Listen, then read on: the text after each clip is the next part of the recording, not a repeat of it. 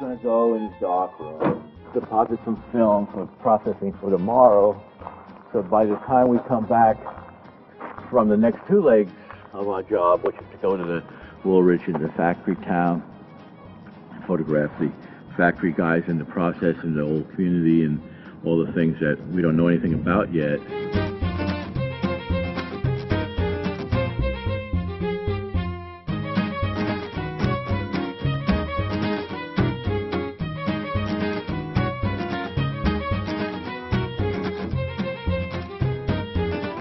Well, here we are.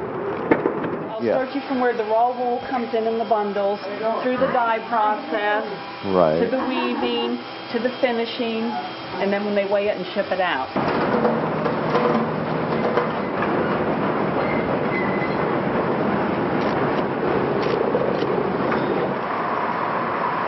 I work here, my sister works here, and my brother works here. And when you don't have happy employees, you don't have a good business. Well, this is where I've been for 28 years, so yeah, there isn't many of the textile firms left in the United States, I'll tell you. That's the outsourcing stuff. Woolrich will soon be 200 years old, so. Anyhow, I'm having a hell of a good time. I'm photographing some guys working and basically trying to understand how their bodies work inside the industry. The machinery is called a carding machine. It actually combs out the wool into a yarn. These machines here are 75 years at least.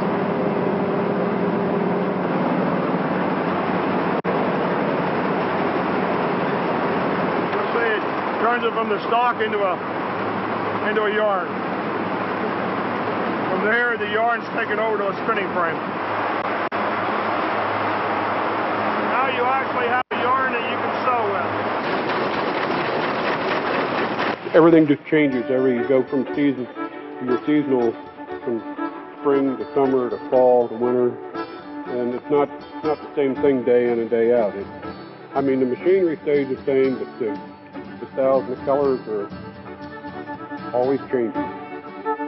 My name's Bonnie Urick. I'm from Mill Hall, and I've been here approximately 13 years. And I like my job. It's interesting. I've always sewed by hand. I was hired to go on the machines, but I didn't like them, so I didn't take it until they gave me this job. Well, I'm mending material. There's thread out here, and I'm sewing one in. Well, it caught on the loom, and it broke the string, so I'm repairing it, sewing up by hand. That's the only way we can fix these. I'm Roswell Brayton, Jr., and I'm president and CEO of Woolrich. I grew up right down the street here, and my father and my grandfather and generations before that were with the company, so I really grew up in the village of Woolrich as part of the company. So in some ways I feel I've been with the company for 50 years. It's a feeling of pride to be part of something that has lasted for as many generations as it has. It's also a feeling of responsibility. When I walk through the plant here at Woolrich, while I can't say I know every employee by name, I know all of them by face, and I know most of them by name. That has a lot to do with the atmosphere in which we're in, that we're in a small village and people stay with the same company for a long time. The early members of the Rich family and others in management of the company were always very involved beyond just the company itself in the community. They took great pride in being part of the community and wanting to give something back. As it should be. Larry, this used to be Woolrich's home. Riches no longer occupy that, but his son lives in that home right there. This was Robert F. Rich's home, who was president of the company at one time. And this building over here was the original Woolrich School. And that building is the old grocery store that they used to have in Woolrich. Remember I told you my grandfather ran the farm here, and they raised the cattle, and he butchered, and then the meat went to the store, and then the employees that lived here, you know, everybody kind of worked together to help everybody out. And then Les Nelk's house, which is where we're headed now, is just straight ahead. Come on in. I've been working at Woolrich over 43 years. And during that time, I was secretary treasurer of the Woolrich Woolen Mills. And I managed the blanket department, which both good and bad. I don't know why you're taking my picture. I'm going to summarize my feeling with reference to Woolrich and my employment. I always considered it a privilege to be part of their organization. If somebody was sick, or we understood the situation. If somebody needed help, we tried to do that. We shared their good times and their grief. I was proud to work for them. All the people that work here, we've grown up together pretty much, because everybody's been here 20, 25 years. We all like it. We all get along real good. It's like a family. It's a very close-knit community. Woolrich is a good company to work for. My grandfather worked here. My father worked here.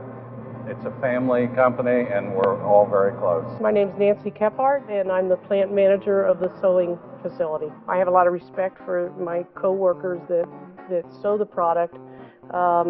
It's always a challenge every day. We have a lot of people who, within one family that work at Woolrich, have for years. It's kind of in our blood where you grow up around it. All get along well here. It is like a family, even if we aren't family members. Pull it out. Yep. Wait. But I gotta lock it. There. Since I'm leaving next week, you know, teaching those girls how to do it.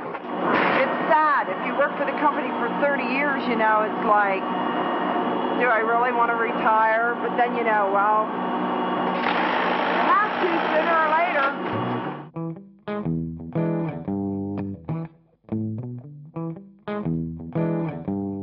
This blanket was made in about 1929, and my father received it as a Christmas present from the company. 1931, my father came to Woolrich as a farmer, and he planted all the trees that are down along the community as you come in. My grandfather planted these trees probably back in the early 30s.